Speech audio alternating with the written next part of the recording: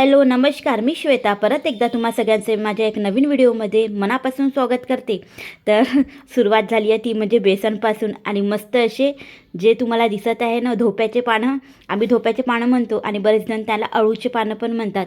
हे अळूचे पानं स्वच्छ असे सकाळीच मस्त असे धुवून ठेवून दिले पाणी नितरतपर्यंत. म्हटलं सकाळी मस्त 2-3 पाण्याने स्वच्छ धुतले की दुपारी जेव्हा मी वडी माखील तर तोपर्यंत पूर्ण पाणी नितरून जाईल आणि परत त्याच्यात पाण्याचा अंशही राहणार नाही. तर चला, आपले पाणी छान असे वाढून गेलेले आहेत. तर इथं सगळ्यात अगोदर मी घेतलेलं आहे बेसन. तर वडी माखायची म्हटलं तर बेसन तर आलंच आलं. तर यामध्ये मी काय काय वापरते हेच तुम्हाला आजच्या व्हिडिओतून शेअर करते. आता खरं पाहिलं तर श्राद्ध पक्ष पण सुरू आहे. तर श्राद्ध पक्षामध्ये आपण पितरांसाठी जे काही बनवतो ना त्यांचे ते दिवस येतात श्राद्धानुसार. तर आपण त्यामध्ये बरेच जणांना अळूच्या पाण्याची वडी करतात किंवा मोकळी वडी भाजी पण करतात किंवा रस्याची भाजी पण करतात. याचा समावेश त्यामध्ये असतो. पण आमच्याकडे वेळ आहे म्हणा, तर आता अळूचे पानं आहेच. तर चला म्हटलं आपण करून घेऊयात. तर यामध्ये मी हळद घातलेली आहे, तिखट घालायचा आहे, काळा मसाला, धणे पावडर, परत ना हे तुम्हाला दिसत आहे ते म्हणजे मी शेंगदाण्याचं कूट. मला आवडते शेंगदाणे बारीक केलेलं ना, आवडतात, खूप आवडतात. बरेच जण नाही टाकत पण मी टाकते, मला आवडते म्हणून. त्यानंतर ना मस्त अशी खसखस मी घालून घेणार आहे. खसखस पण घालायची, जर तुमची इच्छा असली तर घालायची, नाही तर नाही घालायचं. आणि चवीनुसार मीठ आणि परत अद्रक लसूण वगैरे जे घरी असतं ना अवेलेबल ते टाकायचं आहे. पहिले मी भिजवून घेतलं आणि मग माझ्या नंतर लक्षात आलं. आता खसखस वगैरे टाकल्यानंतर ना आपण टाकायचं ते म्हणजे ताक म्हणा की दही म्हणा, तुमच्याकडे जे आहे ते टाकायचं. नसेल तर लिंबूसुद्धा घातला तरी चालेल. तर का बरं टाकतो हे सगळ्या गोष्टी आपण, कारण की अळूचे पानं जे असतात ना त्याच्याने आपला गळा खाजवतो किंवा खवखवतो असं बरेच जण म्हणतात. त्यामुळे ना बरेचसे लोक हे खायलासुद्धा बघत नाही. त्यांना बिलकुल असं वाटतं की माझा गळा खाजवेल, माझं शरीर खाजवेल. पण तसं काही नाही. जर आपण व्यवस्थित प्रकारे हे जर बनवलं ना तर तुमच्या गळ्याला कधीच खाजवणार नाही. आता एवढी मी वडी बनवली, खाल्ली, पण बिलकुल गळा खवखवला नाही किंवा खाजवलासुद्धा नाही. तर चला आता सगळं मिश्रण एकजीव करून घेते. आणि यामध्ये मी अद्रक लसूण टाकायचं विसरली होती. तर आता अद्रक लसूण पण टाकून घेणार आहे. त्यानंतर मग वडी माखायला घेणार आहे. वडी माखण्या अगोदर ना अळूचे पानाचे जे काही देठ आहेत ते देठं काढायची. आणि तुम्हाला बघायला मिळेलच मी कशी अशी भन्नाट थाळी आजची बनवली होती. ते तर चला मग व्हिडिओ शेवटपर्यंत बघा. एक अळूचं पान घ्यायचं, त्यानंतर हे जेवढं काय आपण मिश्रण बनवलं आहे ते लावत जायचं, त्याच्यावर दुसरं पान ठेवायचं, मग परत लावत जायचं. हे तर तुम्हा सगळ्यांना बरेच जणांना माहीत आहे अळूच्या पानाची आपण कसे वडी मागतो तसं म्हणून. तर चला मग आता पूर्ण वडी मी माखून घेणार आहे. आपल्याला असं वाटतं की हे पानं भरपूर आहे पण वड्या काही जास्त होत नाही त्याच्यात. फक्त पानं भरपूर असली तरी माझ्या फक्त 3 वड्या झालेल्या होत्या. तर मी म्हटलं अजून मुलं खातात की नाही खात, हे पण खातात की नाही खात त्यांचं काही खरं नाही, पण त्यांना थोडीशी दिली तर खाऊन घेतात. तर म्हणून ना सकाळची भाजी ना मस्त अशी होतीच, भेंडीची भाजी होती, भरपूर उरलेली होती. तर म्हणूनच म्हटलं चला आता अळूच्या पानाची वडी, मोकळी वडी पण भाजी करूया, परत ते वड्या पाडून त्याचे तळूने घेऊया. अशा प्रकारे 3 वड्या मी माखूनही घेतलेल्या.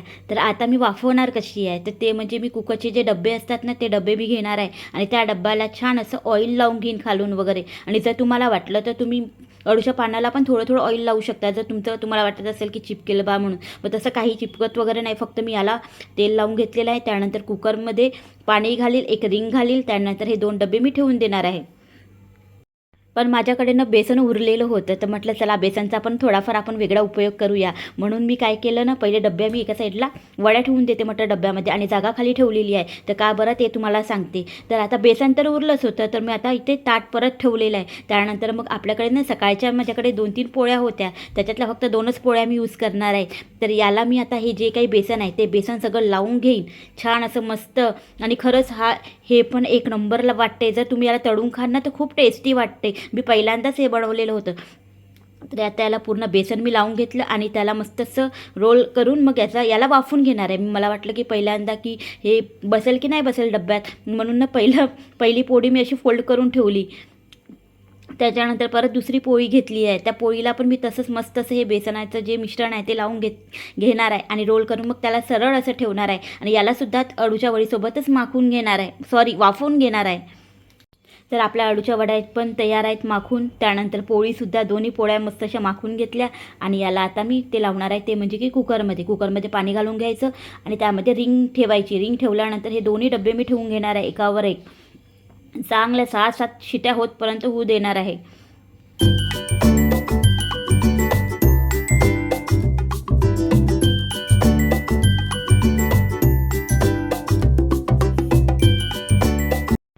जोपर्यंत कुकरच्या शिट्ट्या होणार आहे तोपर्यंत चला म्हटलं माझं पेंडिंग राहिलेलं काम करूया. तर पेंडिंग काम म्हणजे ते आहेत की गहू निवडायचे आहेत, कणिक दळून आणायची आहेत. तर इथे ना बोरी तुम्हाला दिसत असेल, बोरीनं मी स्वच्छ धुवून घेते. जेव्हा पण मी दळून आणते ना भरल्यानंतर बोरी स्वच्छ धुवून ठेवते, परत त्याच्यातच मग मी दळण आणते. तर ना चांगलं मी दीडक कुडं मस्त असं दळून आणते. तर हे दळण मला चांगलं 20-25 दिवस चांगलं चालत असते. आणि मी विकतचे गहू वगैरे कधीही खात नाही, म्हणजे कणिक म्हणा की काही म्हणा, कारण की तसं पाहिलं तर घरचंच शेतातलं सगळं आहे. मग कशाला आपण विकतचं खायचं. आणि शेतावरून जेव्हा केव्हा हे गहू घेऊन येतात ना, तर बरोबर तिथून चाळून आणि छान असं निवडून घेऊन येतात. परंतु मला ना सवयच पडली आहे की आपण चाळायचं आणि निवडायचं. आपल्या डोळ्यांनी पाहिल्याशिवाय तर आपलं तर काही मन भरतच नाही. माझं जास्त वेळ नाही जात त्याच्यात, पण तरी पण माझा पाऊण तास हे सगळं निवडण्यामध्ये गेला, चाळण्या आणि निवडण्यामध्ये. तसं पाहिलं तर हे गहू मागच्या वर्षीचे गहू आहेत. आमचे नवीन गहू मी भरून ठेवलेले आहेत. आता मागच्या गव्हाची कशी जुने गव्हाची पोळी जेव्हा आपण करतो ना, ती पोळी थोडी नरम होते, पण तर नवीन गव्हाच्या पोळ्या थोड्या कडक होतात. म्हणून ना आम्ही जोपर्यंत संपत नाही तोपर्यंत आम्ही जुनेच गहू वापरतो. तर मस्त असे ना मी ड्राम काय केलं, 2 दिवसापासून उन्हातच आणून ठेवून दिला. गॅलरीत ऊन येते तर ते गहू मस्त छान असे गरम होऊन गेले. तर मग परत निवडलं. कमीत कमी माझा पाऊण तास याच्यामध्ये गेला. तर गहू आपले तयार करून ठेवले आणि आजच्या आज हे दळणसुद्धा दळून घेऊन येणार आहे. त्यानंतर यांनी भाजीचं आणलं. तर भाजीचं तर जेव्हाच्या तेव्हा व्यवस्थित लावलं की बरं पडतं. बरोबर कांदे जागच्या जागी, अजून बटाटे जागच्या जागी लावायचे, मिरच्यांच्या मुक्या काढायच्या. तर मी काय आपण जेव्हा मिरच्याच्या मुक्या काढतो ना, कमीत कमी 15 पाऊण महिना मस्त असं मिरच्या राहतात, त्याला काही होत नाही. मग टमाटर आहेत, टमाटर थोडे ना मी कच्चेच बोलवते, म्हणजे कसं आपल्या जरकडे 8 दिवस पण राहिले तर त्याचा कलर मग होत जातो डार्क, तर ते पण खराब होत नाही. तर थोडे कच्चे त्यांच्या हाताने बोलवलं. आणि भाजीपालांचा साठा मी जास्त करून ठेवत नाही. यांच्या हाताने 2-2 दिवसाचं भाजीचं बोलवते आणि ते भाजीचं मी तुरंत करत असते. यांना पण जास्त दिवसाचं असं भाजीचं पडलेलं यांना पण आवडत नाही. येता कधी तिकडून येताच खेडेगावातूनही भाजीचं घेऊन येतात, कधी इथूनही जवळपास इथूनच भाजीचं घेऊन येतात. तर फ्रेशच आम्ही भाजीचं वापरत असतो. त्यानंतर सिलेंडर गेला. तर चला म्हटलं आता तुम्ही सिलेंडर मला लावून द्या. मग आता सिलेंडर काढलंच होतं. तर ही सगळी जागा मी स्वच्छ करून घेतली, जिथे मी तेलाची कुप्पी ठेवते. परत एका साईडला कांदे आणि बटाट्याची टोपली ठेवत असते. तर एवढंच मी इथे ठेवते, बाकी दुसरा काही पसारा यामध्ये ठेवत नाही.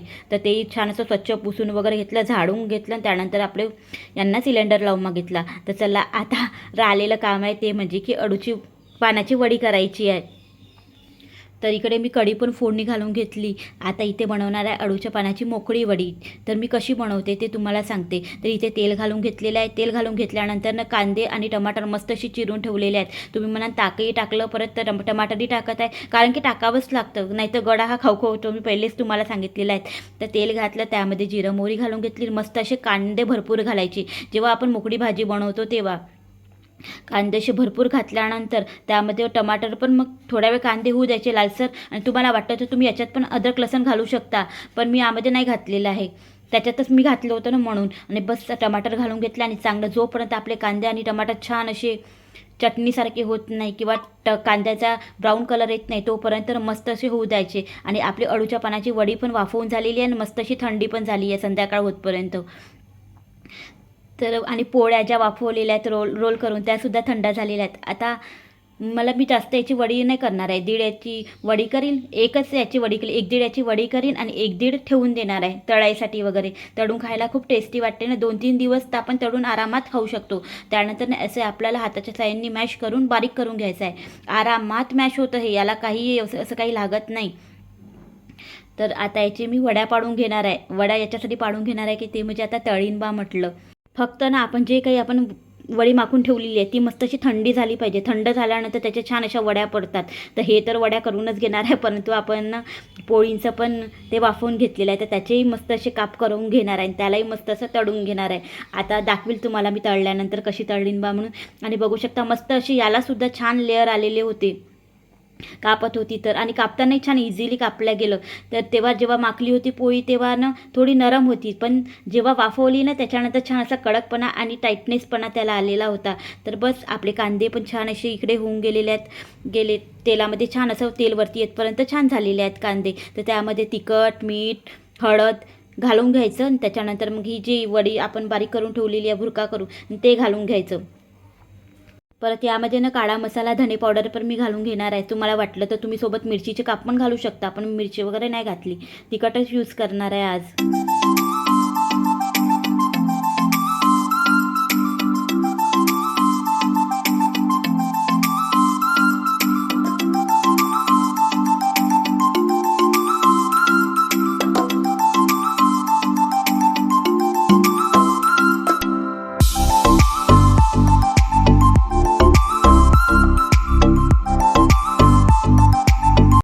पण ना आज माहीत नाही कसं काय नव्याला आठवण आली ती म्हणजे की नागदिवे. तुम्ही ऐकलंच असेल, जे आपण डिसेंबर महिन्यात नागदिवाळी येते ना त्या टायमिंगला बरेच जण आता नैवेद्यामध्ये करतात. माझ्या आईकडे पण नागदिवाळी आहे, परत माझ्या सासरी पण आहे म्हणा. तर त्यावेळेस ना हे नागदिवे बनतात. तर मम्मी बनवणं गं, तिला एकदम आठवण आली. तर थांब म्हटलं बनवून देते. तशा त्या पोळ्या सकाळच्या होत्याच. तर म्हटलं थांब तुला बनवून देते. तर म्हणून तिच्यापुरती मस्त अशी आम्ही कणिक भिजवून घेतली आणि याचे मी नागदिवे कसे तयार करते हेच तुम्हाला सांगते. तर असा मस्त मोठ्या आकाराचा आपल्याला गोळा करायचा असतो कणकीचा. त्यानंतर हाताच्या साह्याने दिव्याचा आकार त्याला द्यायचा. समोरून पण दिव्याचा आकार द्यायचा आणि मागून सुद्धा थोडासा आकार द्यायचा असतो दिव्याचा. आता मी करत नाही, पण माझ्या मुलीसाठी मला करावं लागलं. आता तुम्ही सांगाल की मी बरोबर केलं की नाही केलं बा म्हणून. तर अशा प्रकारे मग मी तिला दिवा तयार करून दिला आणि याच्यातच ना 4 दिवे छान असे तयार झाले होते. 5वाही दिवा तयार होत होता, पण म्हटलं राहू दे आता. तर 4 दिवे मी तयार करून घेणार आहे आणि त्यानंतर ना मग याला छान असं वाफवून घेणार आहे. आता वडी माखवली होती त्याच डब्यामध्ये वाफवून घेते म्हटलं, छानच डब्बा होता. तर याला मी पण कुकरमध्येच लावून घेणार आहे. रिंग खाली टाकूनच ठेवली आणि यालासुद्धा चांगला 6-7 शिटा होऊ देणार आहे फुल गॅसवर. म्हणजे छान असे वाफवल्या जाईल आणि पूर्ण हे शिजून जातात. याला ना छान शिजवणं जास्त महत्त्वाचं आहे, कारण की आपलं जे कणिक घेतो ते कणिक थोडी जाडसरच असते आणि दिवे पण जाडच असतात. म्हणून कुकरच्या शिट्यांना थोड्या जास्तीत द्याव्या लागतात त्याला. तर चला मग आता वडी पण इकडे तळून घेणार आहे. आता तुम्ही म्हणाल की कढई काळी दिसते, पण तशी नाही. ही कढई ना लोखंडाची कढई आहे आणि याच्यातच मी तळण काढते. तुम्हाला माहीत आहे लोखंडातून लोहतत्व मिळत असते आणि परत तळण काढताना तुम्हाला माहीत आहे कढई वगैरे किती काळी पडते ना. तर ही मला छान बेस्ट वाटते. छोटी आहे पण तळण्यापुरती छोटं जे तळायचं आहे त्यासाठीच यूज करते मी, बाकी नाही यूज करत. मी बघू शकता किती छान अशा लेयर्स आलेल्या आहेत. मी जे धोप्याच्या पानाची वडी माखवलेली आहे त्याला, आणि त्यानंतर ना आता पोळीचं जे काप केलेलं आहे त्यालासुद्धा तळून घेणार आहे. तुम्हाला दाखवते की ते कसे झालेले आहेत बा म्हणून. तर हे तळताना ना नव्या जवळच होती. तिला वाटलं की हे काय आहे, मम्मीने नवीनच प्रकार बनवलेला आहे पोळीचा. तर ती त्याची वाटच पाहत होती की मम्मी कधी तळेल आणि मी कधी खाईल. आणि तसं तिला तर भूकही लागलेली होती म्हणा. स्कूलवरून आल्यानंतर मुलं जेवतात वगैरे आणि जेव्हा असे आपण पदार्थ बनवतो तर त्यांना तर लवकरच भूक लागते.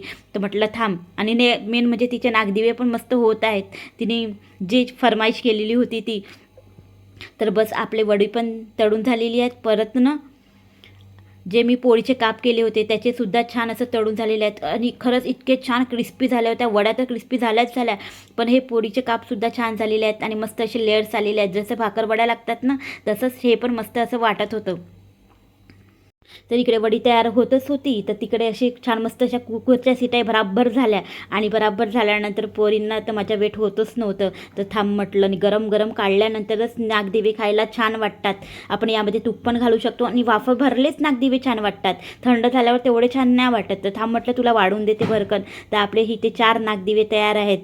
तर यामध्ये तूप वगैरे टाकून आरामात आपण खाऊ शकतो. तसं पाहिलं तर हे भरीतसोबत खातात. वांग्याचं भरीत बनतं, जेव्हा नागदिवाळी राहते तेव्हा वांग्याचं भरीत, पुरण हे सगळं बनतं. पण तरी पण आज मी माझ्याकडून जे बनवायचं होतं ते बनवलेलं आहे. इथे अळूच्या पानाची वडी आहे, भेंडीची भाजी आहे, वरण भात, कढी, नागदिवे, परत तळलेली अळूची वडी आणि पोळीचे जे काप होते ते पण तळून घेतले आणि पोळी पण. एवढा छान असा मस्त असा आजचा बेत होता. चला मग मैत्रिणींनो, माझा आजचा व्हिडिओ कसा वाटला नक्की सांगा आणि नवीन असाल तर चॅनलला नक्की सबस्क्राईब करा. आपण एवढं सगळं बनवून तर घेतोच. चला आता आमच्या सगळ्यांची जेवणं वगैरे उरकलेले आहे आणि ते काम आहे ते म्हणजे की गॅस ओटा स्वच्छ करायचा. आणि गॅस ओटा रात्रीचा सकाळी नाही व्यवस्थित स्वच्छ केला तरी चालेल, पण रात्रीचा गॅस ओटा आपला एकदम क्लीनच राहायला पाहिजे. स्वच्छ असा साबणाने किंवा आपण जे विम जेल लिक्विड आहे त्याच्या मी तर विम जेलच वापरते, त्या लिक्विडनी स्वच्छ करूनच ठेवायचं. नाही तर म्हणजे किडे वगैरे व्हायची भीती बिलकुल अजिबात नाही राहत. आणि सकाळी उठून 6:30ला नळ येतो, तर मग जास्तीत जास्त ना मग मी रात्रीच फिल्टर वगैरे स्वच्छ असं घासून घेते. नाही तर कधी नळ आला तर सकाळी पण घासते. 2-3 दिवसाआड आपलं फिल्टर घासायचं आणि स्वच्छ भरायचं. तसं तर आरो पण आहे, पण आरोच्या पाण्यापेक्षाही मला फिल्टरचं पाणी बेस्ट वाटते. तर फिल्टरचा स्वच्छ करून घेतला. चला मग मी तेच व्हिडिओचा एंड करते. बाय.